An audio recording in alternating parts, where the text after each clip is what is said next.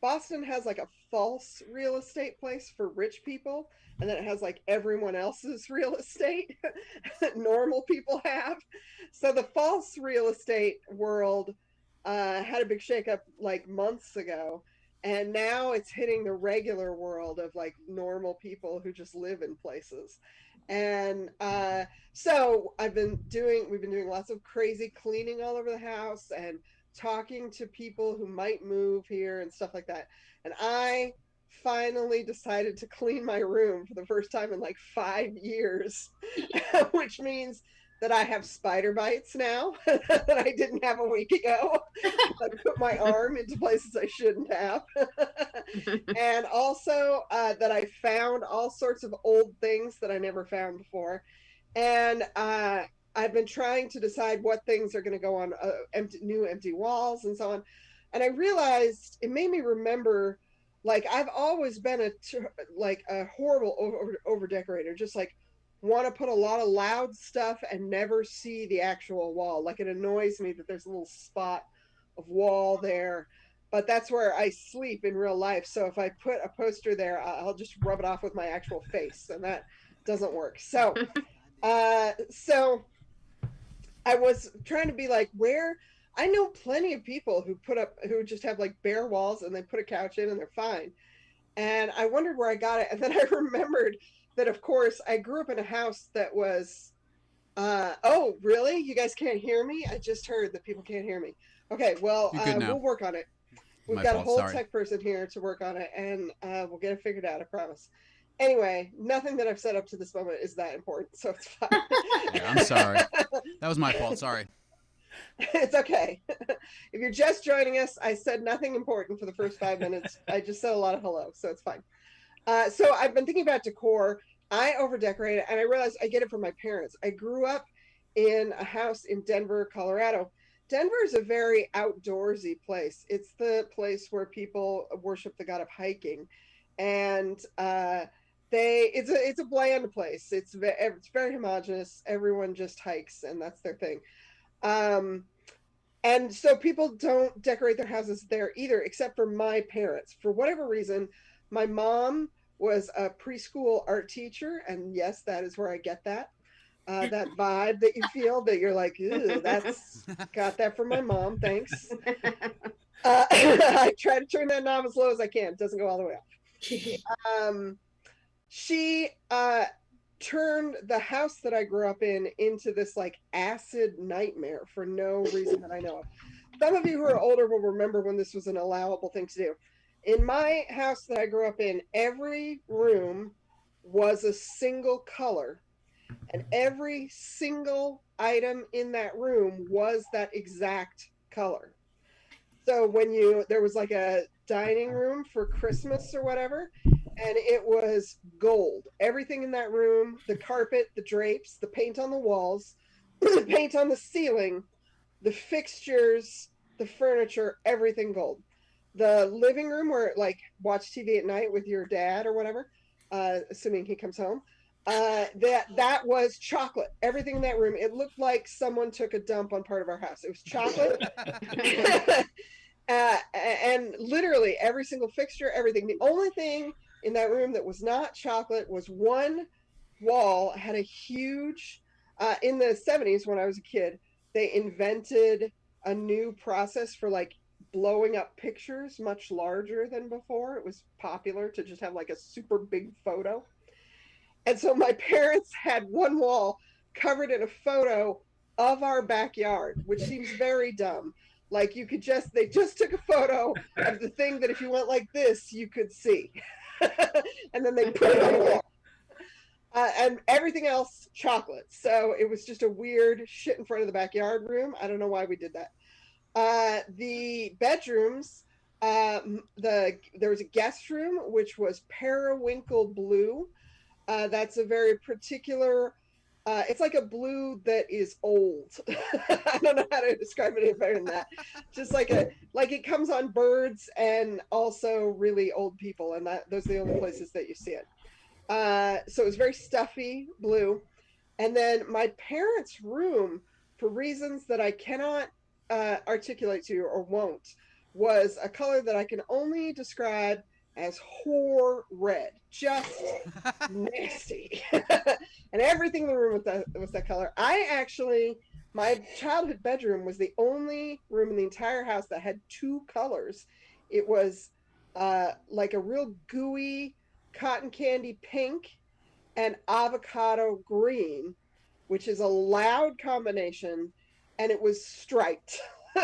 So like the carpet had stripes and the drapes had stripes and the furniture had painted stripes on it a lot of the time, or it was one of the other colors. So what I'm telling you is that when I go see David Lynch movies as an adult, I'm bored. And and I guess the endings ahead of time because that is the house that I grew up in. Uh, so when I was a kid, like every kid, I thought, I'm not going to be anything like my parents. I won't be anything like those people. And if I had done that, I would live in a beige house, I guess. But instead, I turned out exactly like my mom. Of course I did. And so I over decorate the shit out of every house that I live in.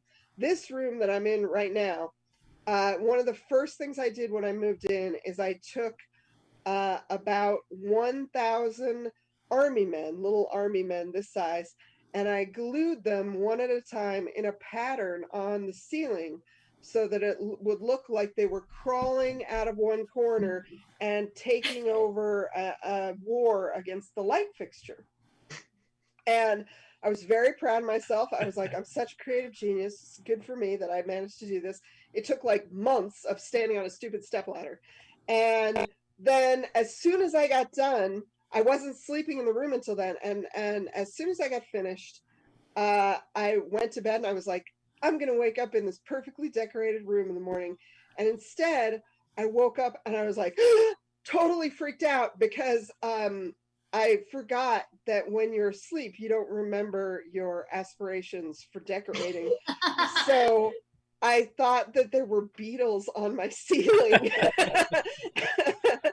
And I woke up every morning like that for like 6 months after I did it. Some lizard part of my brain finally realized that I was not going to get hurt by the things that I saw when I first opened my eyes. And it's calmed down. But I want you to understand that decorating is an ill you bring upon yourself. And that is my story for the evening, short and sweet. I'm very excited to have you guys meet the rest of our tellers. They're a really fun group. I think it's going to be a great time. So our first performer for the evening, she is one of my favorite storytellers around Boston. She's super, super funny. She's also there's a show in Boston where people do comedy debates, which if you haven't heard of that before, you're like, I don't know what that is. It's just where people pretend to argue about stuff that no one is mad about. And she's really good at it. And that doesn't sound like a skill, but I promise you it is. It's actually very difficult. So I want you guys to put your hands together and give a big round of applause right now for the wonderful Jonya Trommer. Woo! Woo! Oh, hi there. So I know this is a surprise, but I did theater in high school. So I went to a high school that had like a really intense theater program. And like everybody was like, it was cutthroat, man. Like if you didn't get a part in the play, you were shunned. We didn't care about football. We cared about freaking Les Mis type of action going on. So, everybody in my theater program hated me because I was like the bad kid, like I had an older boyfriend and I smoked weed and I, watched anime. So like that type of thing. I was, ooh, bad. So, I was like public enemy number one when it came to theater. So I tried to act like that. Didn't bother me at all. But I wanted to be friends with people like so bad. And so I started doing this thing where I would like go and hang out in our insane theater director's office. Like that's what the cool theater kids would do. You'd go, you'd hang out in Mr. I probably shouldn't say his name, office, and you would, you know, suck his cock, but like metaphorically, you know, but, you know, so like, he's like this evil guy. He was this evil piece of poop who like nearly died 6 times, right? He was like this old guy, always on the verge of death. And his favorite thing to do was gossip, okay? He would love to like pit different children against each other. And that was like, it was like Mad Max, high school theater, you know, that type of thing. So he loved telling stories about other students.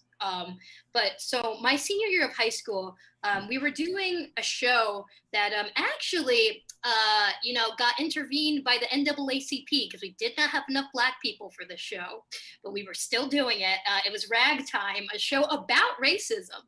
We had a Filipino Booker T. Washington, you know, as you do. And so what happened is that we were fighting the good fight. You know, we were like, we're still going to put on this show. In hindsight, terrible idea, really not good. But the lead from the original show came to our school to visit us, you know, to be like, yeah, you do this, you theater, say the N-word.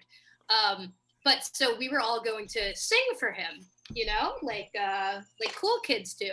So one day I'm hanging out in the director's office getting some hot goss, and all of a sudden he's like, yeah, a girl got disemboweled the other day. And we were like, huh? Tell us about that, Mr. Director, sir. Tell us about the disembowelment. So I went to a really old high school, and I guess in our courtyard, our courtyard was like surrounded by windows, right? And this girl was playing tag with this boy, like you do in high school, you know?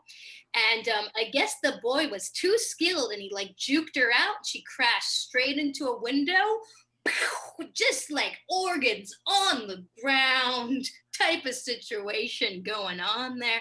Apparently the mom who like was in charge of costuming, you know, regular mom, I think she's a banker, had to hold this girl's small intestine inside of her like chest cavity. You know, and my director, you know, he's describing this all in detail, and I can just feel like the blood draining from my face because I can't even get blood taken, you know, that type of thing. I'm wary about the human body. I find humans disgusting. Anatomy should be outlawed, just as a subject. No one should learn anatomy, okay? Like the inside of your body, what it actually is, it's a bunch of screws and bolts. Who knows? But anyway. So that's my view of the human body. But so he's telling the story. I feel I'm getting tunnel vision. I'm like, oh, I'm gonna shit my pants probably. So I kind of just like I grabbed onto the wall and like left I used that to propel myself out of the office. And then I was just kind of zombie walking down the hall. It was in the middle of classes, but I end up collapsing in front of like the restroom like that I was nearest because like I couldn't make it, and some band kid like comes down the hall like from rehearsal, and I was like, help me, please help me, and they didn't. They just completely ignored me. Like, they were just so scared of this girl on the ground that looked like a zombie, which I understood, you know. And so they just passed me by, so I was just like head in hands, like, I need to sing for the Broadway man. I need to be okay. And then I just everywhere, just like, you know, bile, you know, I throw up. It's not like fun food or anything. It's just straight up stomach acid. It's not a good time. But so like, I'm just there. I'm in the main hallway of our school. I don't know how nobody else saw me. I'm now like, I'm in fetal position surrounded by my bile, just like moaning, like I must perform. I must perform. Like, this man must help me out. So eventually like a security guard comes wandering down the hall and he just stands over me. He's like, what's your problem? you know. They weren't the nicest, and I was just like repeating like over like bowels, like bowels. So they wheeled me to the nurse's office, and they were like, "Hey, you have to go home. Like, you're not good." So I did like a prison break from the nurse's office, and I still sang for that guy, even though I didn't attend any of the rehearsals, so they didn't even want me to be the person singing for him. So, ooh, bad girl strikes again. Yeah, so disembowelment almost brought me down, but I rose from the ashes to sing in a racist musical for a semi-famous man who was in The Prince of Egypt and one episode of Fresh Prince of Bel-Air. So there you go. That's my story. Oh, Tanya, thank you so much. I think clearly there are better and worse places to have fluids leave your body. We all understand that, right? There are places that are pretty good for it. No place is perfect, but there are definitely places that are better and worse. I think my all-time worst place is when I was my first day of junior high school when I was a kid. I woke up and I had a cold. And my mom said, take some Tylenol. And I was like, sure. And I was a kid, so I just took like a handful of Tylenol. And then I got very nauseous. And so we were driving to go to the junior high school, and I was getting super, super nauseous. And we had to pull the car over and for me to be more nauseous. And then my mom made the executive decision that I couldn't go throw up at the junior high because that would make us look bad. So instead, she took me to her job. And as I mentioned somewhere in the beginning of this, my mom was a preschool teacher, which means that I spent the day puking my brains out into miniature toilets for 2-year-olds, which is a really weird, they're too small to hold your face right. And also little kids are not the people you want to go after if you're going to put your face near stuff. So it was very gross, and I threw it many, many, many times. And it's been better since. I've been better since is the upshot of that. Thanks, Danny. That was an incredible story. And I'm glad you lived. Oh, they're alive, by the way. That girl, she lived. She's oh, good. She lived too. Great. Yeah, she lived. We got the organs back in. It's okay. That's excellent. That's excellent. So only zombies from Danya's school. Zombies who love celebrities is what comes out of Danya's school. I understand. Cool. So our next performer, I'm super, super excited. We're gonna have a really good time. She's somebody who I have seen perform around Boston for a while, and I love seeing her. She's a joy to have on any show. Really, really great. I think you guys are going to love her too. So please put your hands together right now for Owette Tayami. Hello. So I'm a dreamer. I dream a lot. And recently, 2 ex-boyfriends came into my dream. And so I guess I have like this ability, or I think most people do. I just have awakened mine. So like between dream state, like from awake state to like actual dream state, there's a period of time where people can come into your dream who would like to talk to you, but for whatever reason you don't talk to anymore in real life, in awake life. So these are often men that I have blocked. Men that I no longer want to talk to, and that I've blocked on Twitter, IG. So they find a loophole and find me in this state. Okay. So, and it's just like, what the, and I had to learn how to, block them from this realm too. So I do a bunch of stuff. Like I have candles, I have a black candle. I I do a lot of I'm not a witch, okay, but I do I do I do things. I do things that I find that is innate within me, that's very natural, it's very strange, but it's like when someone tells me to write a man's name, you know, on a piece of paper and cut it up in a million pieces and shove it into the freezer to make them disappear, that sounds like a good idea to me. So I'll do it. And I've done it. And I've gotten rid of these men by doing that, right? So one of them in particular is the one that I shoved in the freezer. And you have to be careful because it works. And if you shove that man in the freezer, you know, he really does disappear. So I don't know what happened to him. Okay. But I physically don't see this man anymore. And he works at a local store. I'm not going to say which, but he's a manager of that store. He's not meant to go anywhere. Okay. He has a solid freaking job. But when I tell you, I don't go to that store anymore and see him smoking a cigarette on his break. He doesn't do that anymore since I shoved him in the freezer. Okay. So, so I don't know. And I'm not going into that store, you know, to find out if he's really there. I'm not going to do all that. I'm just going to believe that the magic worked. Okay. So he appeared, so this is the sneaky part. He's the one that is a troublemaker, and he's not a good man. He's a narcissist. He's a bad guy. Okay.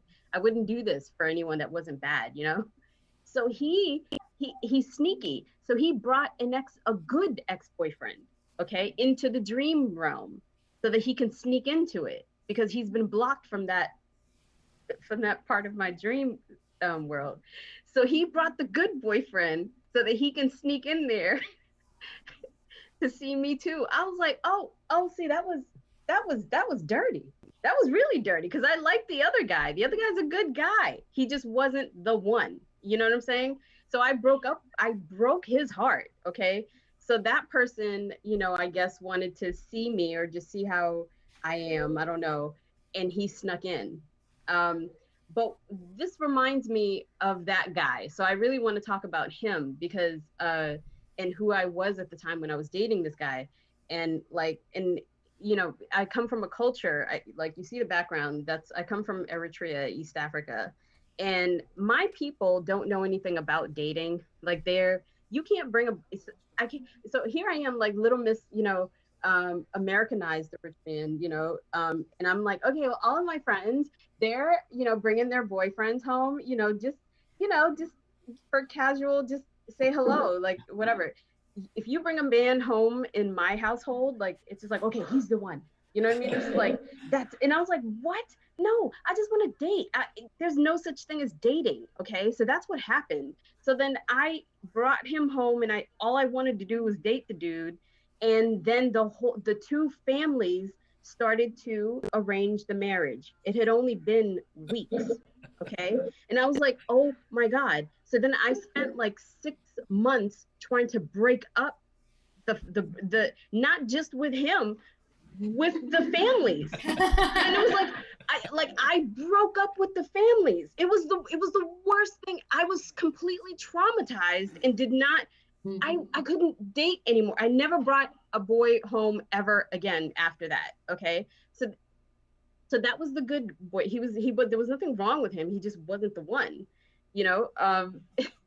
So there was a moment when I discovered he wasn't the one, and it actually did feel like the ceilings were falling in, because I was like, oh God, you know, you're too much like my mother. Oh, and by the way, he's from my country. So you would think that would be a good thing, you know, like I would, and I was like, they were already like making arrangements to have coffee. And I'm just like, what are you doing? You know, like most women would be overjoyed about this, but I was like, why are you buddying up with my mother? I can't stand her. Like, it's like, it's weird. Immigrants have a very strange, you know, chemistry with their parents or whatever. It's just like, you know, they hate us. They can't stand us, you know, especially when we're broke and haven't been successful in their eyes. It's just like, they don't like us, but then they still, you know, cook for you, and they still, you know, do your laundry. It's very confusing. and let you live at their home for free forever if you want. but but you're a horrible daughter, right? You're a horrible kid. And, you know what I'm saying? So this is what I deal with, and them two getting along was just like bleh, like throw up, okay? Like Danya, yes, like that literally made me throw up. Okay, I was just like, no, this is not happening. So I literally plotted. I had to figure out how to break this up, and it was rough. So then he came into the dream realm to visit me. To see how I was. And I was fine with him visiting. You know, he's married now to another person and they have beautiful kids. And then the bad ex-boyfriend that came into the dream freaked me out so bad. I had to put him in the freezer again and and basically like I had to redo the whole thing. I was just like, you know, and then I even like bought these stones, these black stones to and I put him at the doorway where I was in the room that I was in that night that he came over, or in the dream, so that he didn't get re-invited in. This stuff is real. And listen, that man is terrible because he attacks like, you know, new boyfriends in the dream realm too. Like, so this is very strange because it's like, oh my God, like, but I can't tell this new guy that my ex-boyfriend is attacking him in the dream world because he's gonna break up with me. Like, like what do I do? Like, so he's literally a psychic vampire. If you've never heard of that, it's real. Okay. So then I had to spray a bunch of sage all over, and because they have like sage spray, you know, because I was burning sage way too much and was like causing the alarm to go off too much because this is how bad this man was like trying to keep me from my happiness. So all is well, because I redid the I put him in the freezer again, and I felt him disappear, but I'm a lot stronger now, and now I'm a lot more aware, and I know how to protect myself, and I know how to protect my energy and aura around me, even in the dream state. So if this ever happens to you, just, you know, say yes to a little bit of witchcraft. It does work. And good luck. Thank you. Yeah. As someone whose celebrity twin is the hag that fed apples to Snow White, I have to tell you, I am pro witchcraft. Here's what I want to say. There are many skills that you need to fend off a shitty person in your life. And I came across the most powerful one that I've ever known accidentally, which is similar to Owet's. One time when I dated someone that we got along very well, and we broke up, but it was very amicable. It was definitely like the one that got away. We almost made it to married, but we didn't quite make it. And after we had broken up, that Christmas was the first Christmas that I didn't spend at his family's house in a while. And I was just kind of like, oh, it's sad that I won't see those people anymore. They're, you know, those are nice people that I had in my life. And so I decided to send my ex's family a Christmas card. And then a couple days later, I got this super freaked out message from my ex, like, what the fuck are you doing? You sent my family a Christmas card? And I was like, no. That was not a, like, I like your mother better than you message. That was not like a fuck you. That was very sincere. I just missed these nice people. And he was like, you're not allowed to do that. I was like, you got it. Yep, you're correct. I was mistaken. And then I realized that I should always send my ex's family's Christmas cards because they hate it. They absolutely hate it. Way to avenge yourself against a shitty person. And So now I keep Christmas cards around. And, what better way to spread the spirit of the season than to hurt people? So there's always ways to get what you need. Use the magic that you have. I think that's important. All right. Our next performer, I'm very excited. He is visiting us from Worcester, where I haven't been in a while, but he runs a really fantastic comedy mic there and does lots of great comedy shows all over Worcester, which I hope will come back, and I hope that I will see him in person someday soon, because he's fantastic, and it's been too long since I heard him tell a story. I'm very excited. So please put your hands together right now for Brian O'Donnell. All right. Thank you very much. Thank you, Angela. It's wonderful to be here and to see you. I'm just gonna come out and say it. I had a really hard time with the prompt that you gave me. It's okay. You I don't have to use it. I'm gonna try. I'm gonna okay. try and use it as a springboard at least. I'm just gonna say it. The one you gave me was a time that people thought I would snitch. And here's the thing. I'm not a snitch. Like I will. There are secrets that I will keep to the grave. Like this is a thing. Like my friends know that, I will never say a word. My friend told one of my best friends recently, this is like a low key one, but when he pulled me aside one day, we were at a bar during the day. So, like good things were happening, but, he pulled me aside when we were leaving and he's like, "Hey, I just want to let you know, I haven't told anybody yet, but me and my wife, we've been trying really hard for a long time, and we're actually, we're pregnant. And I just needed to tell somebody. I had to tell somebody, and I just wanted to let you know so that I could say it. But you can't say anything to anybody. You gotta wait until we announce it to tell anybody." And I was like, "Yeah, no problem. Like how far along is she?" He was like, "Oh, we found out today. She's less than 6 weeks in." I had to wait like 5, and they didn't say it at the 3-month mark. They waited a long time. I just had to sit on that.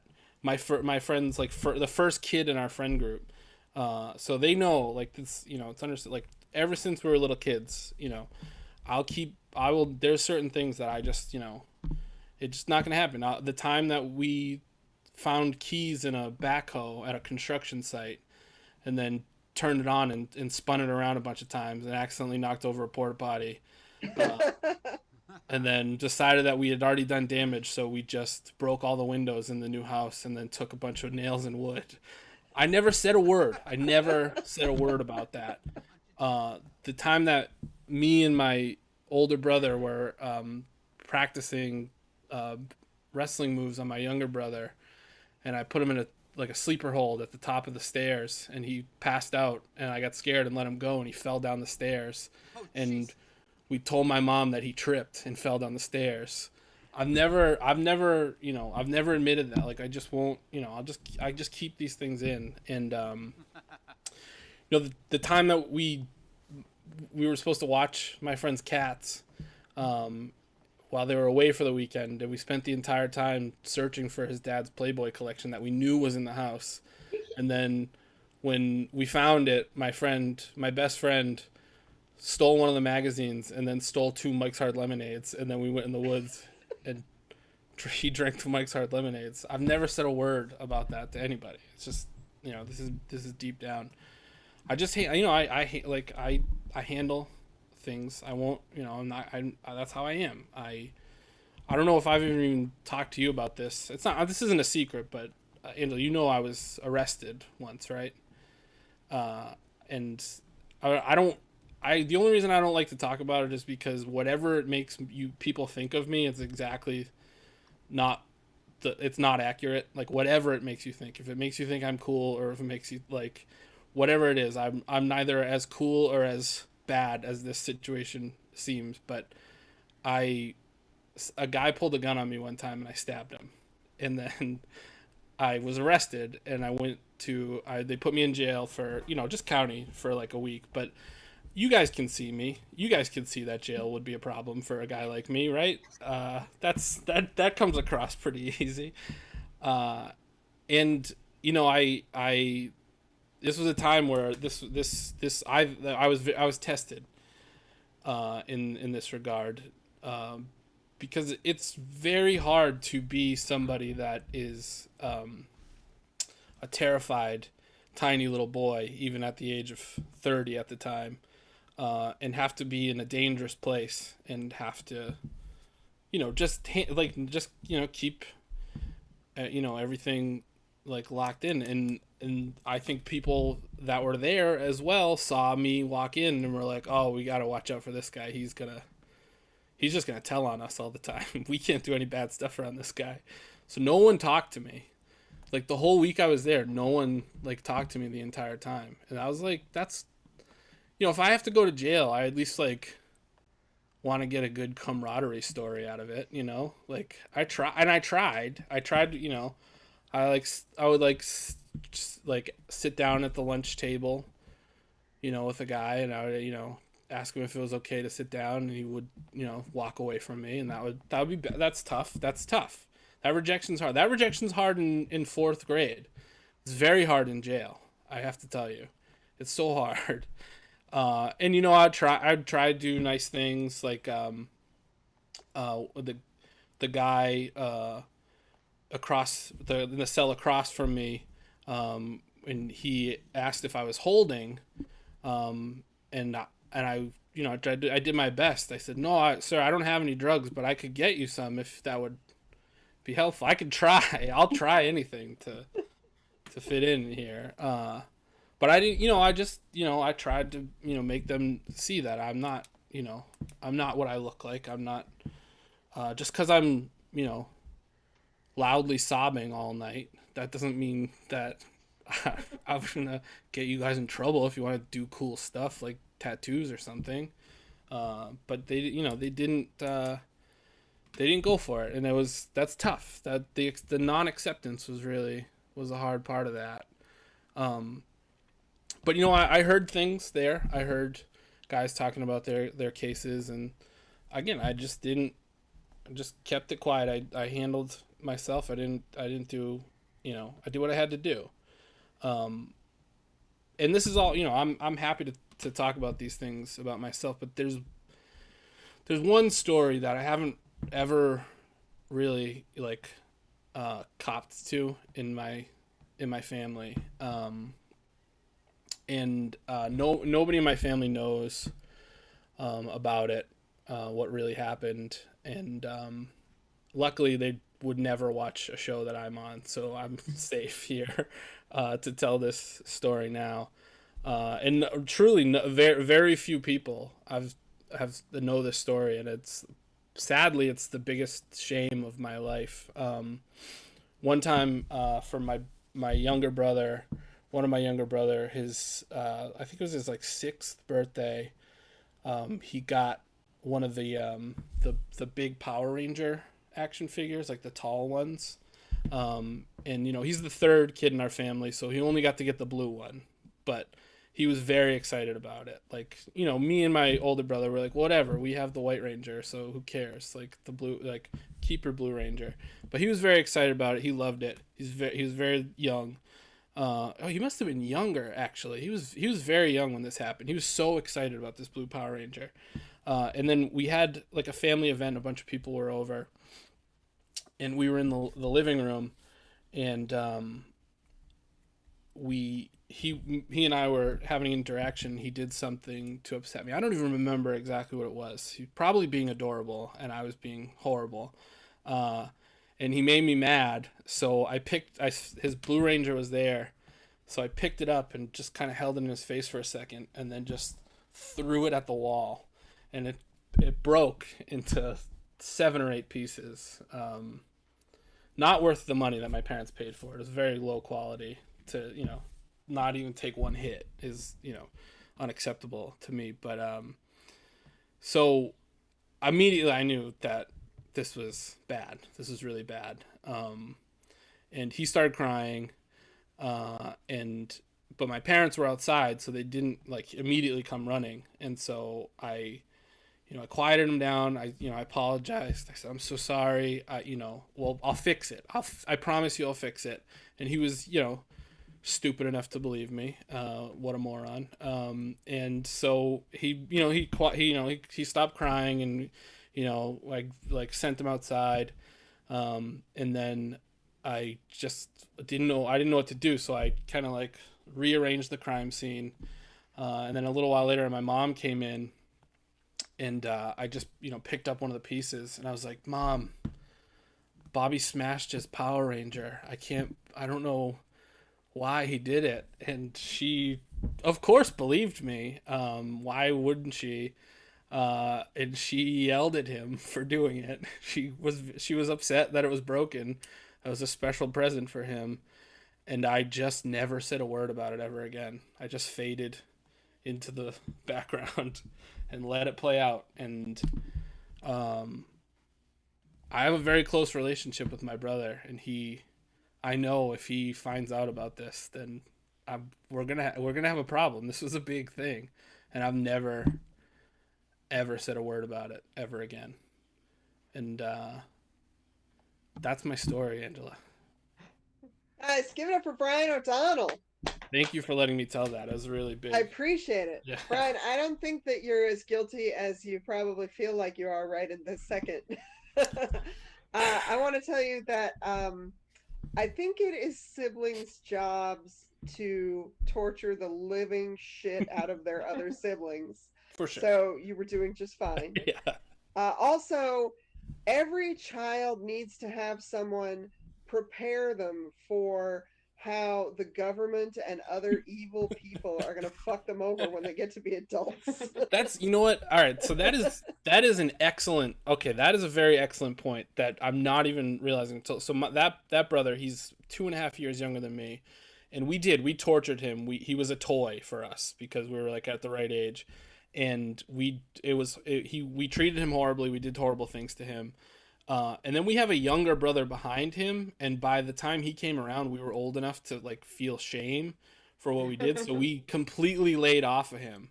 And like, he is such a different worldview. Like, he just goes at things with confidence and like it's crazy. It's really crazy. So I think you're absolutely right. We should have been meaner to the younger one. I think it's true. Here's the thing. Everybody who has been to a public junior high school and then made it to adulthood knows that they are the ultimate evil. They are hell on earth. And also, none of us would survive without them. Their only job is to torture you into being able to be a functional human being. That's the only thing they do. If you teach junior high, sorry. You're the devil's pawn. That's all I can tell you. So I understand. I want to tell you also that when I was a kid, one Christmas, my stepmother, who was super passive aggressive, that's where I get that. My stepmother asked me in August what I wanted for Christmas, and I was like, that's too many months ahead. Like, there's something going on. There's a plot, you know. I was really. She was like, you should make a Christmas list, and I was like, it's still hot out. What are you doing? and I was really, I didn't know what to do, and I told her, like, I was at exactly the right age. I was 16, and I was like, look, if you're asking me in August, you're obviously planning some terrible thing. So I don't think I want to make a Christmas list. And like, catch me in November. And she was like, I'm your stepmother. What would I be doing to you? Like, what possible evil thing could I be doing to you with a Christmas list? And she was like, I just want to get deals. Like, stop worrying about it. And I believed her. And so I put on the list the thing that was like most dear to my heart, the thing that I was convinced was going to like open every social door for me and make me into the person I wished I was. And that thing was the cassette of Def Leppard's Hysteria. Very convinced that this was going to do it for me. And I put it down, and it was the cool, as far as I knew, which I was very wrong, but as far as I knew, it was the coolest thing on the face of the earth. It was the coolest object on the planet. And just having it near me was going to make life sunnier, you know? So I thought about it. I was nervous, but I put it on the list. And then the other things that I put on the list were just covers for that, just in case. You know, it was like when you buy something with lotion at the CVS, you know, it's just like it was totally just the Hot Pocket that I bought along with it. So months later, it took forever to go by.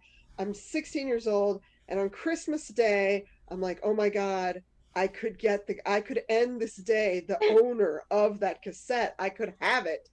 And we opened some presents, whatever.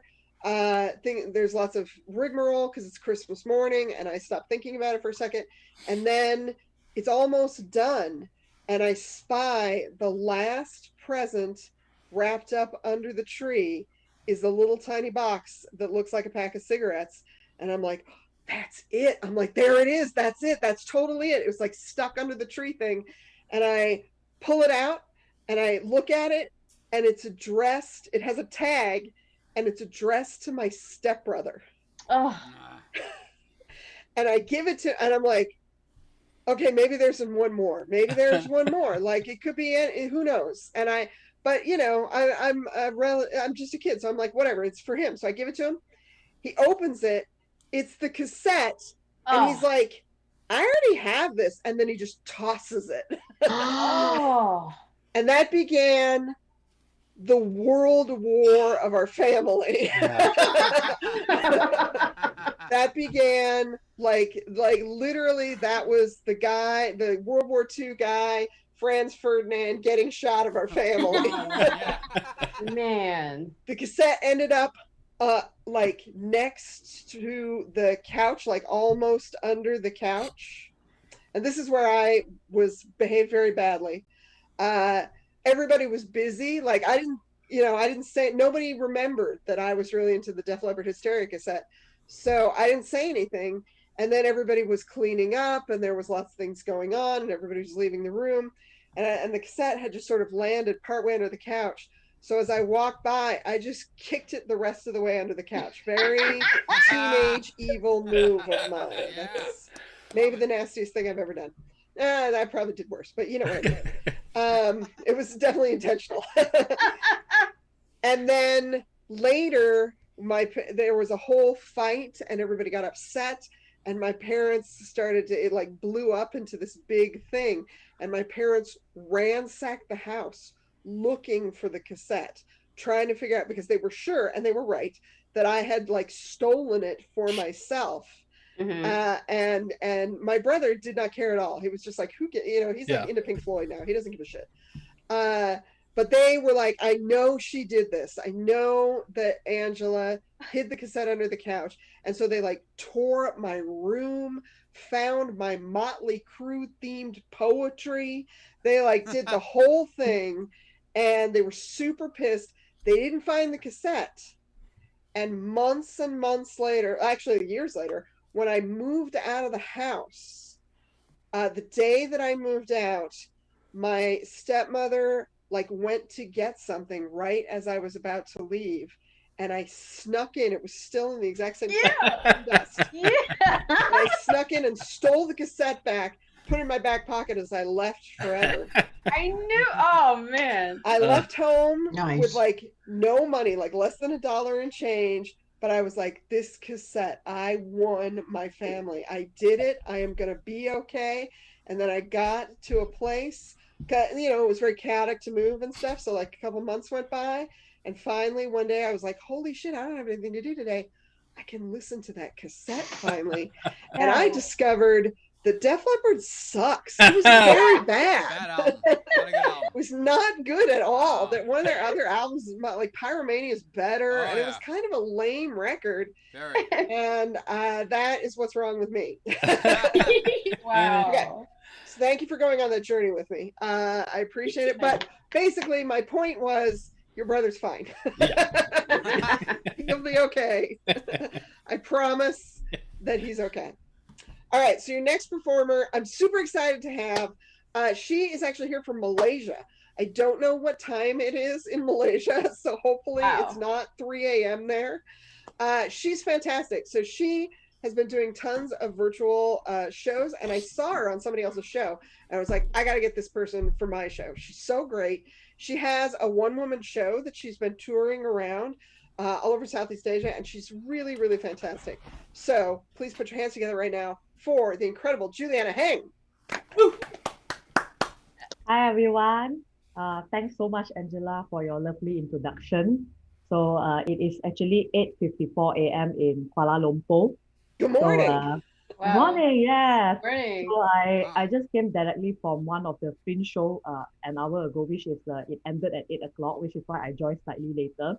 And that show is actually played in New York time. So it's actually in New York, but I'm actually playing it from Malaysia. So today I'll be sharing with you the story, the abridged version of the story I told in that other show. It's just that it is, I would say it will be a much shorter version because the actual story is actually half an hour to an hour. Can be very long because like what Angela said, that's called the World War of Family, and I think that's a perfect segue to my story. Yeah. Okay, so hey everyone, I'm Juliana. I grew up in a dysfunctional family. Would you guys like to hear about them? Oh yeah. Yes. My dad suffers from depression. He had a difficult time at work in the civil service due to vicious office politics. He was passed over for promotion multiple times and felt empty. And I can understand how someone in that circumstance feel empty. After work, he went home to an empty marriage. Now, let me tell you about my mom. She is a narcissistic, manipulative, and emotionally abusive woman. She wants her way, and no one can be better than her. I know it sounds like I'm being bitter, but hear me out. I never realized this until I was much older and started having independent thoughts. I used to work as an auditor who earns well.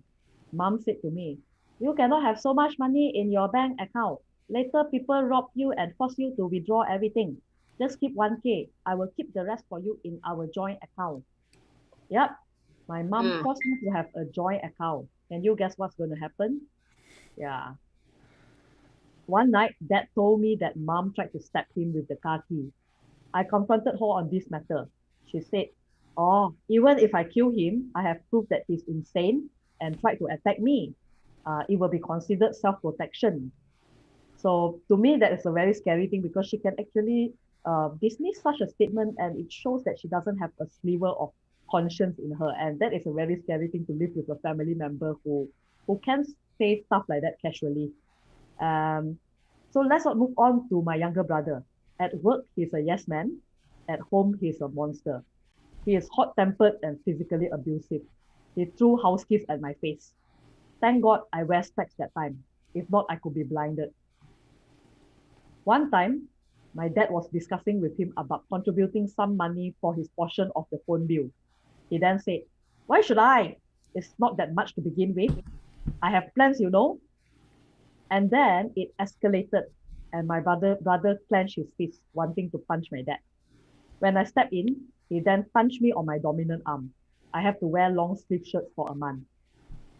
I always lock my bedroom door as I no longer feel safe in that house.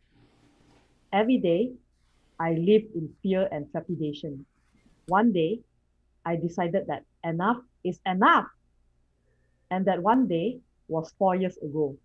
I summoned all the courage I had and walked out of my abusive household, leaving everything behind and starting life from ground zero. As an overprotected child, I've been conditioned by my mom. The world is a scary place. No one loves you except me. Go, leave the house. One day, I will read the newspaper and come to know you have been raped and killed or died in a nasty accident. I tried to get back my savings from her, but she refused and said, "You have been an embarrassment to me. The money will be used to compensate my face." I was filled with anger and sadness. I left home not knowing anything and need to start relearning about life. I have a driving license and a car, but I don't drive. When my friend Ron offered me his condo, he said, "Juliana, I got a place for you, just that you need to drive to Serdang." I was like, Where the hell is Serdang? Is it a place with a lot of cow dung? Or a place found by a guy called Serdang?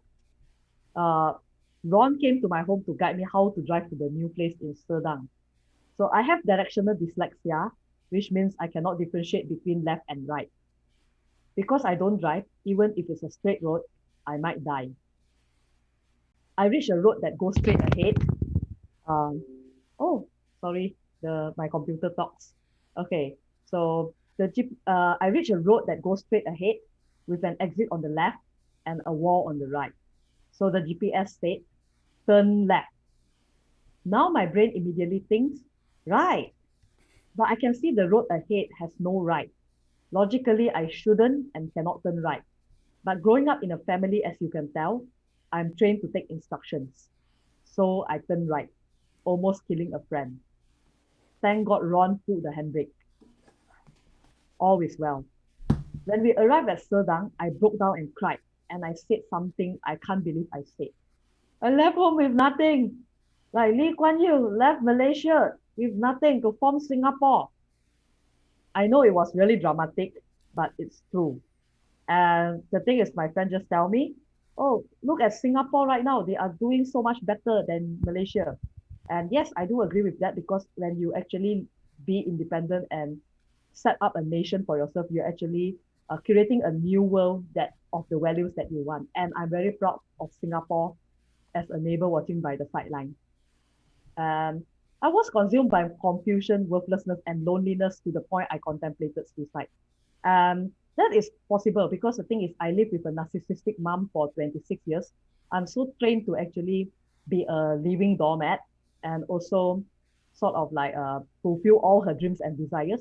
But unfortunately, the pressure and expectations were so great on me to the point that I did not achieve anyone's dream. My mom, my own dream, nothing.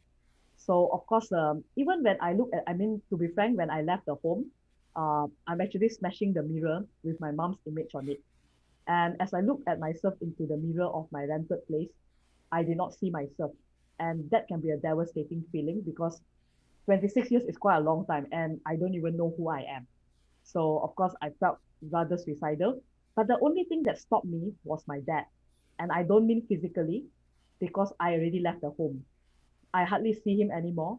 But what I meant is every time I have suicidal thoughts, my dad's face will appear and I can't leave him behind. So my biggest mission is to bring my dad out of the abusive household when I achieve income stability. I want him to enjoy his golden years, happy and healthy. The new place in Serdang is super far from where I used to live. I have no choice but to quickly relearn driving. I have no money. 1 week later, I became an Uber driver. I'm not joking. When I set my mind, I can do wonders. I would say that the first day when I was driving, it was very scary because that time, every time a big vehicle passed by my car, I would just shiver. And the time the passenger actually asked me, Juliana, how long have you been driving? And I actually took a deep breath and I replied, 10 years. And yes, that is not a lie actually, because the thing is, I have a driving license that I renew every year for 10 years, but whether I drive or not is another thing. So yeah, but I have to tell that because if not, if I tell her I just drive like yesterday, she's going to just run out of the car when the car is moving.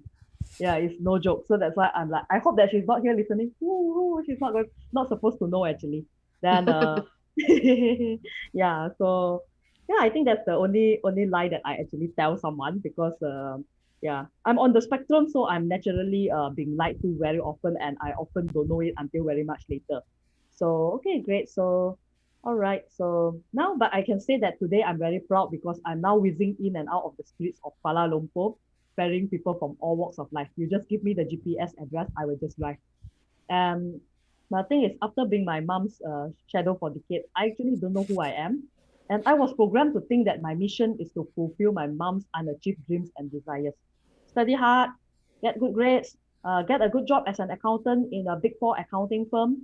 After 3 years, quit the job and join a big conglomerate like YTL, target a dato. Okay, a dato is actually an equivalent of a lot in I think in your country. In the Western world, they call it the lot.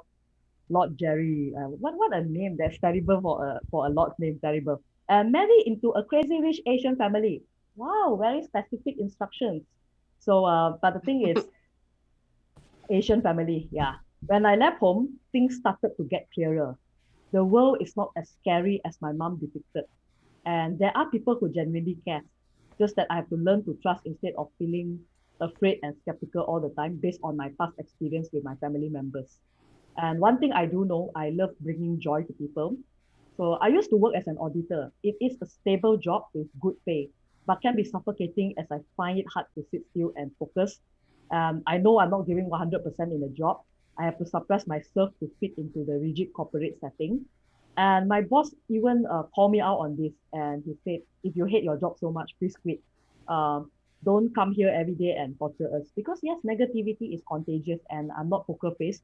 So they will know that I come in with a very angry face. Not to say angry, like they call it in Asia, we call it black face, which means that it's like every time there's a thundercloud on top of you, those kind of face lah.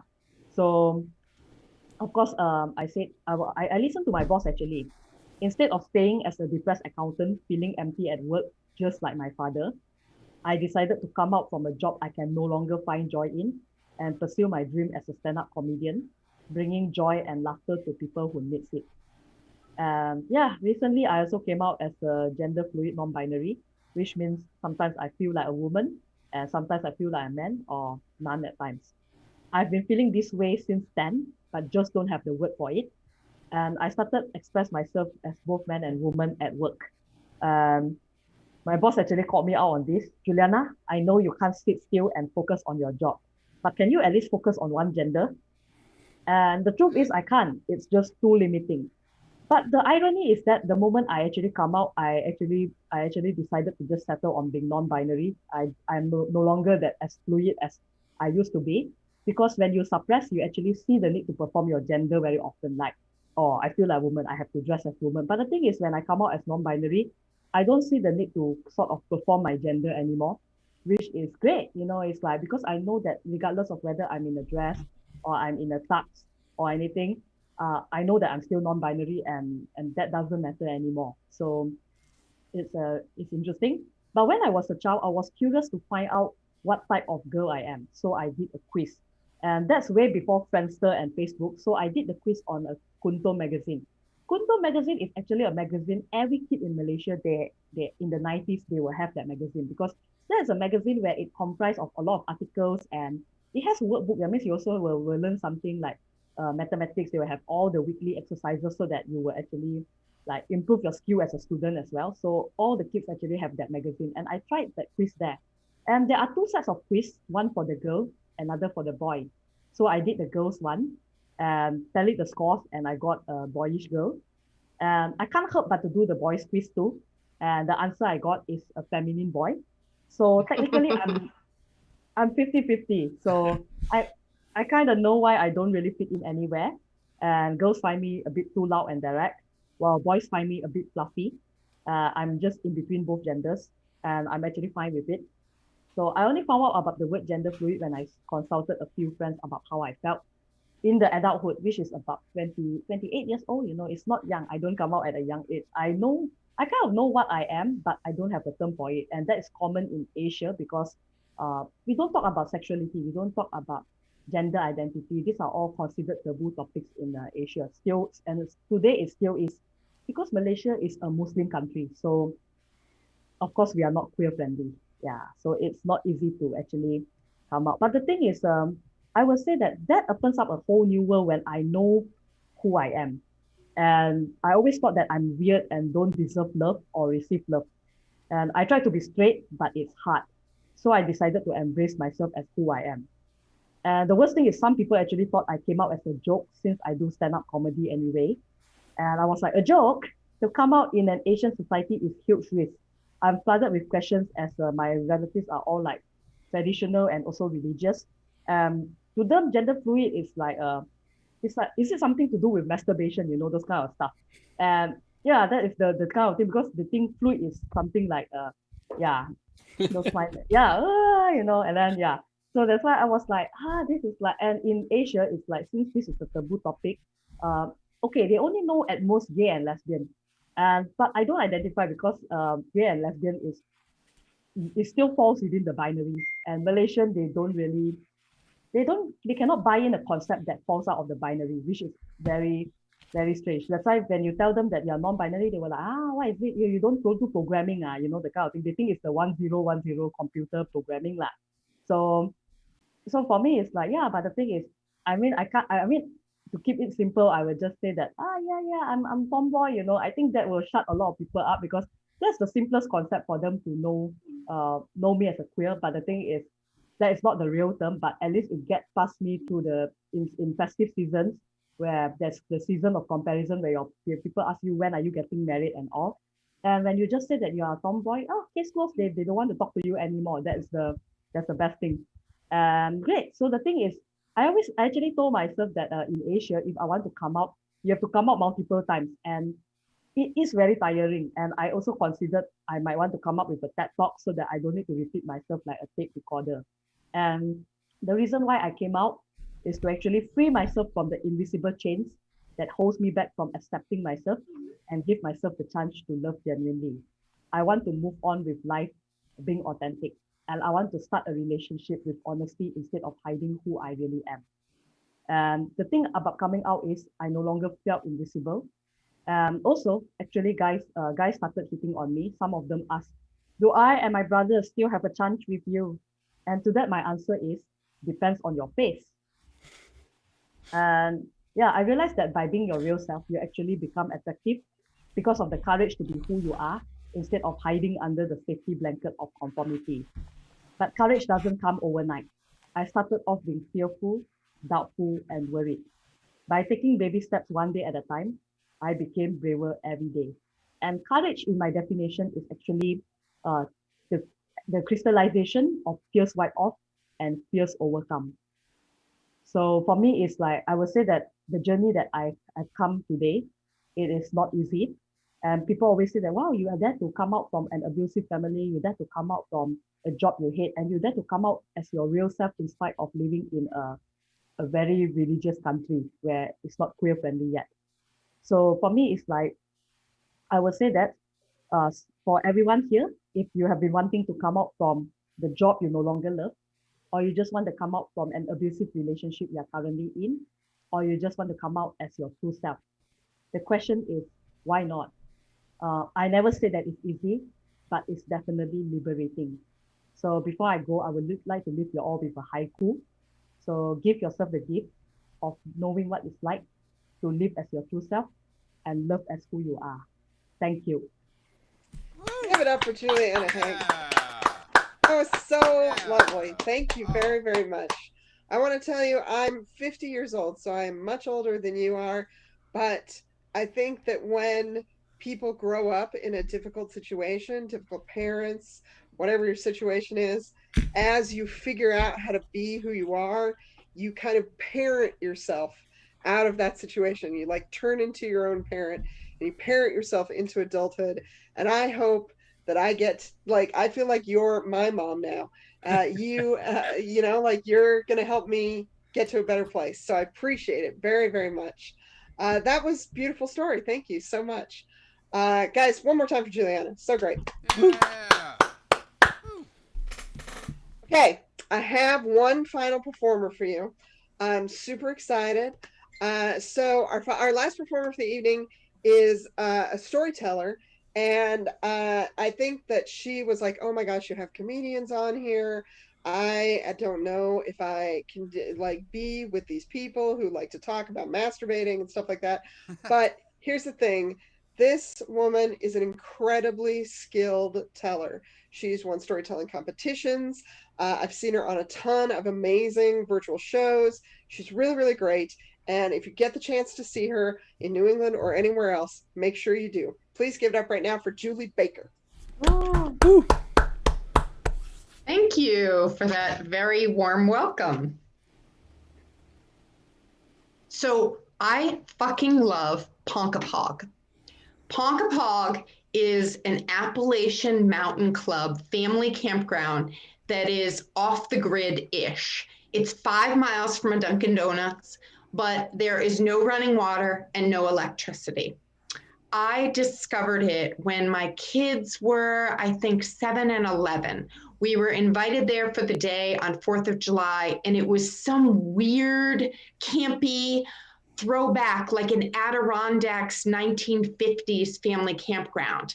There were little brown huts in the woods, and they played, they had field games with gunny sack races and an egg on a spoon and a cherry pit spitting contest, and all the kids won these really large Hershey bars. And then at night, we went down to the dock, looking out on this beautiful pond, and the manager rows out to the middle of the pond and sets off fireworks. And to make it even better, the camp manager's husband is playing My Country 'Tis of Thee on the ukulele. And it was so like nothing I had ever seen and that I wouldn't have thought I liked, but I loved it. And my kids said, why can't we stay over? And I said, well, you have to reserve a cabin and, maybe next year. And I thought, do I want to do that? Outhouse, I get manicures, and I thought, okay, I'll try it. You had to mail in an application, a printed application with a self-addressed stamped envelope.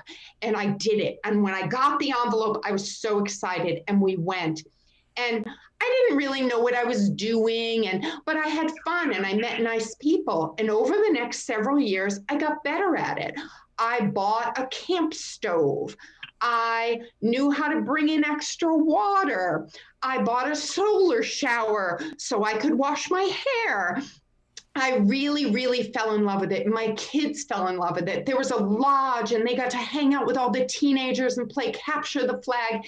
And it was just idyllic. There was a beautiful pond covered with lily pads and a dock.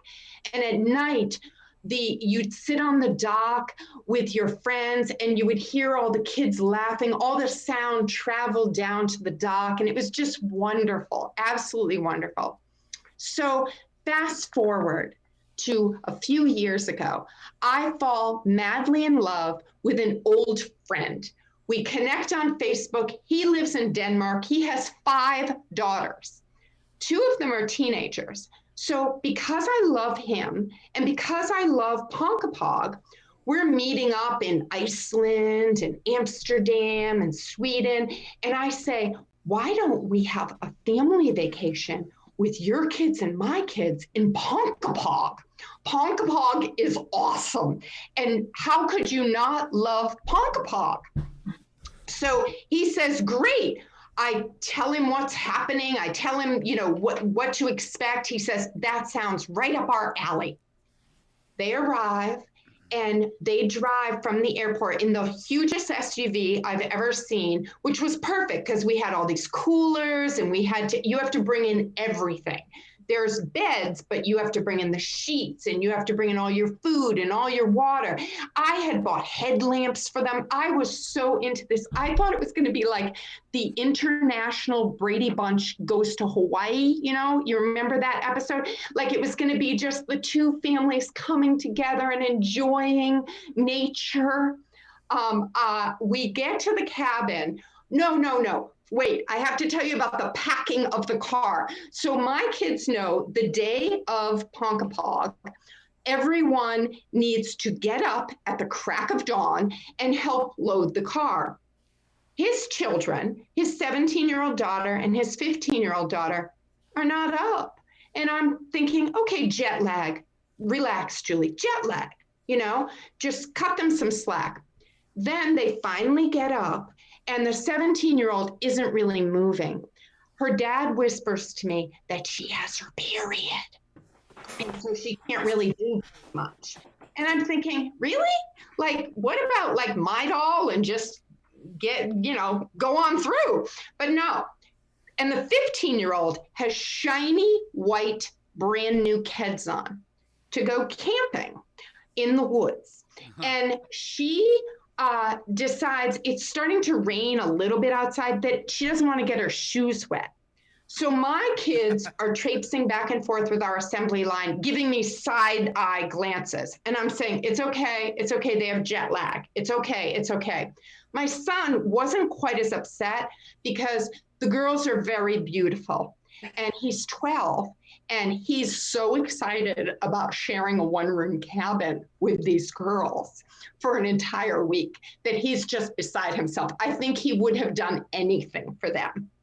So we get everything loaded in the car. By the time we get to Ponkapog, the rain is just coming down. And this beautiful, idyllic place that I would usually give them a tour of the lodge and take them down to the dock and the pond. It's just muddy. It's muddy and it's wet. But I think, oh, they'll see the cabin, they'll see the rustic beauty of the cabin, and they will fall in love, and the sun will come out, it will. So we go into the cabin, and I show them, I picked out a cabin with 2 sets of bunk beds, and there's the upper bunk bed for his 17-year-old daughter, the lower one for the 15-year-old, the upper bunk bed for my daughter, who's 16, and her 12-year-old brother. And we drag a twin bed out to the porch. And I'm thinking, okay, it's only a twin, but we love each other so much. We've missed each other. We will not mind sleeping all night wrapped in each other's arms.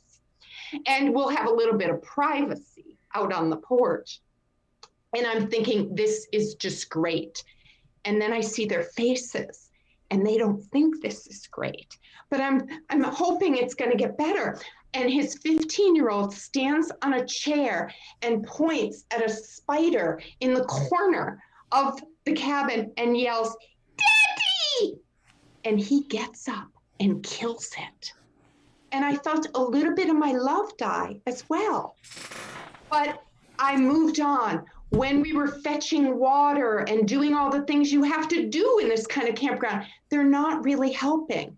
But I'm thinking, okay, it's going to get better. It's going to get better. When I show them all the meat I prepared over the whole week, and we're going to make your own shish kebabs, and isn't that going to be wonderful? And I lay out shish kebab sticks and vegetables and seafood and chicken and pork, everything. It's fabulous. And my kids are excited. And they said, yeah, they're not really interested in making shish kebabs. And could they just have hot dogs? Back and forth to the lodge, back and forth to the outhouse. Did I mention there's an outhouse, a legit wooden outhouse? So nobody is having fun, and they're not speaking English anymore. These girls are fluent in English, but they're speaking Danish, and I know they're talking about me. And I'm thinking, English, everyone could understand English. And I'm trying to calm down. We're sharing this twin bed, but by now our backs are to each other. And I'm trying to get as far away as I can to not touch him. And it's not fun, but I want to have fun. So I get up in the morning, I do my morning constitutional to the outhouse. And then I decide, okay, this is on me. I need to get right.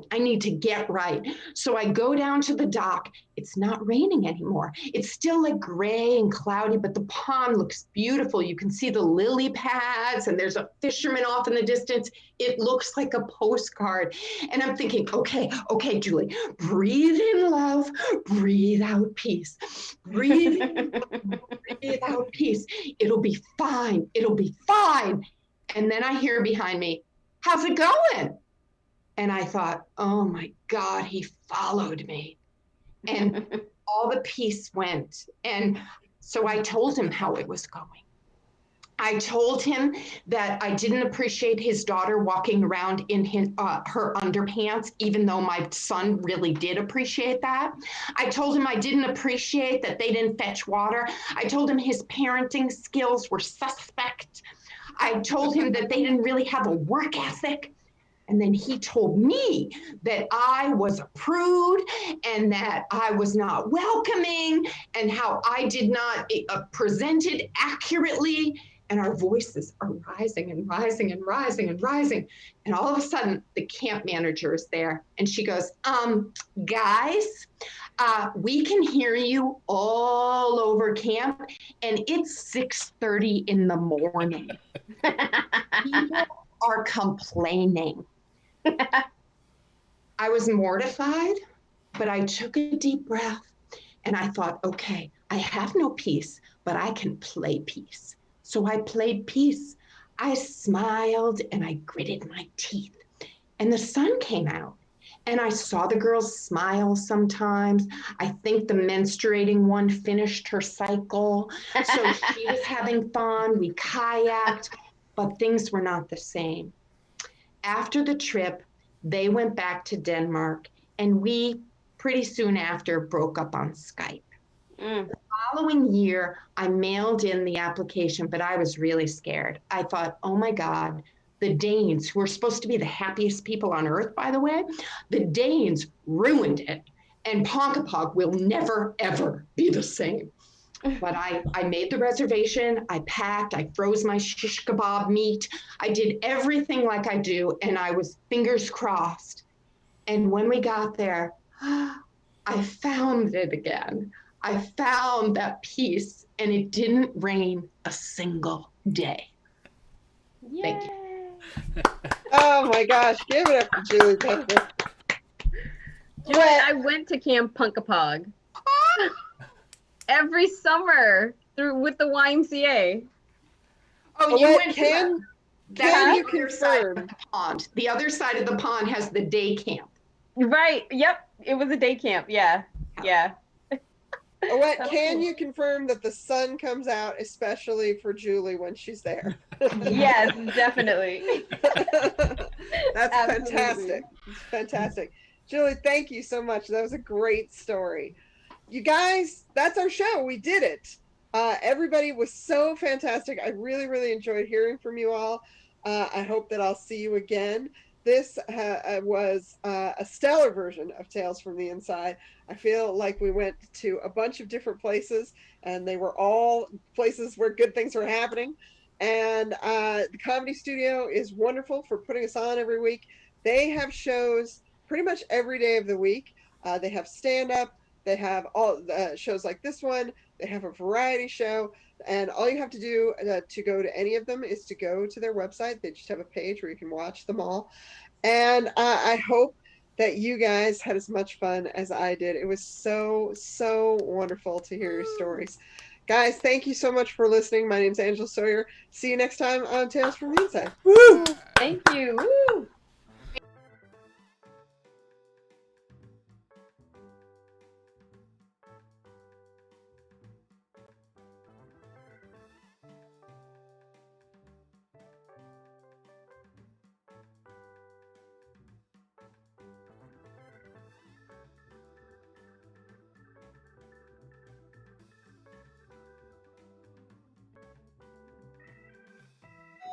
Ooh, pizza's here.